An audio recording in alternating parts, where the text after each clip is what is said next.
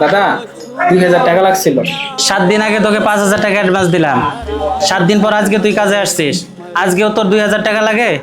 দাদা আমার 1 মাস পর ইন্ডিয়ান আর্মি ইন্টারভিউ আসছে, ডেলি প্র্যাকটিস করা লাগে, তাই কাজে আসতে পারিনি।